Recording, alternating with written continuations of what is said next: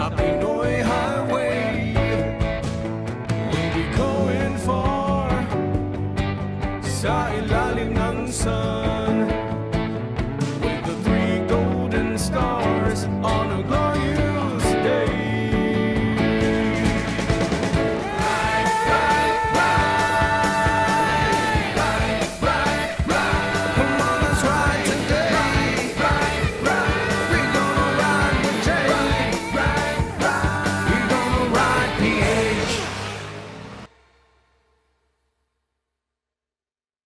Ang Estados Unidos o USA ay maituturing na isa sa may pinakamalaking merkado pagdating sa motorsiklo.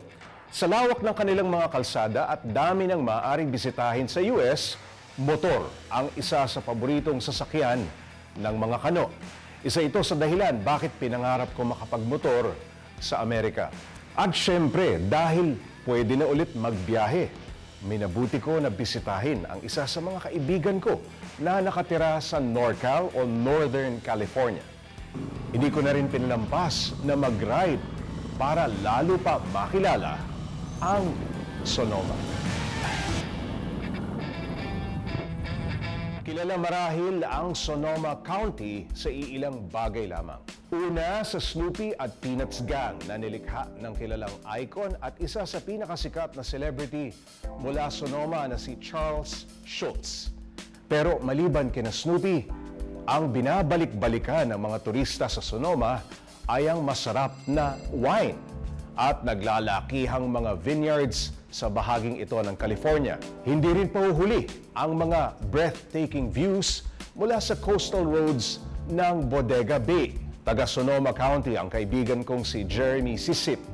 Pinoy na maituturing na rin na kilala at batikan sa kanyang field sa paggawa naman ng mga handmade bicycles sa Amerika. Sinimula ni Jeremy at ng kanyang kapatid na si Jay ang paggawa ng mga handmade at custom bicycles noong 1992.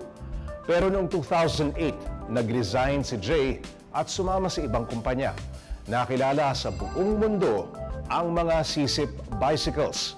Katunayan, isa sa mga parokyano ni Jeremy ay ang namayapang Academy Award-winning actor na si Robin Williams. Sa kabila ng pananatili ng mahigit sa 30 taon sa ganitong hanap buhay at negosyo, malaki din talaga ang naging epekto ng pandemya kina Jeremy. Kahit kasi kaya nilang makagawa ng mga custom bikes, hindi naman sila makakuha ng mga piyesang kailangan nila sa paglikha ng mga bisikleta. There was a slowdown in parts manufacturing. So I was able to build frames for customers, but then I wasn't able to complete build the bikes. So mas matagal gumawa. So mas matagal gumawa talaga. Pero kung mayroon naman daw positibong epekto ang pandemya, ito ay ang pagdami ng mga nahilig magbisikleta at natuto sa kahalagahan ng pagiging aktibo at pag-eehersisyo. What's positive, but people got to enjoy themselves with family more, Okay. and then enjoying the Ride outdoors bikes more. together. People ride bikes more. You heard that in the news too. Definitely, exercise. People got to exercise better, more. That's all I heard. Nasa Sonoma na rin lang naman tayo. Hindi ko na pinalampas ang pagkakataong ito na makapag-ride dito.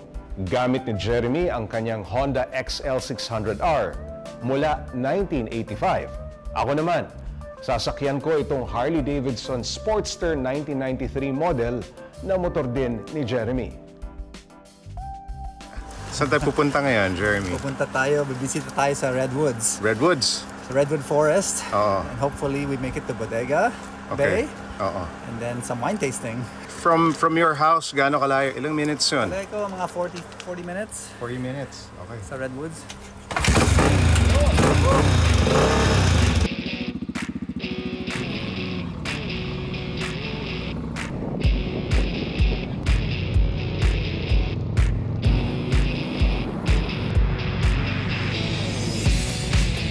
Summer, pero tamang-tama lang para sa akin ang klima na ganito. Mainit pero medyo lumalamig, bunga ng wind chill.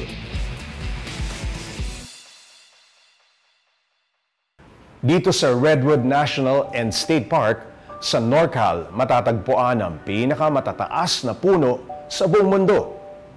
Isa itong protected area kung saan nakahimlay ang pinakamatatandang redwood variety ng puno na pwedeng tumagal ng hanggang 2,000 years old at tumaas ng hanggang 300 feet. Nakakamangha na tumatagal ang mga punong ito ng ganito katanda at ang mahalaga, protektado sila at inaalagaan para sa mga susunod na henerasyon. Pilit man naming ikutin ang malawak na redwood forest, hindi namin kayang pasyalan ang bawat sulok ng may 56,250 na ektaryang parke na ito, lalo na't may susunod pa kaming lilibutin. Mula sa redwood forest, sakay ng aming mga motor, naglakbay pa kami ng may 30 minuto patungo sa isang paboritong destinasyon ng mga riders, ang Bodega Bay.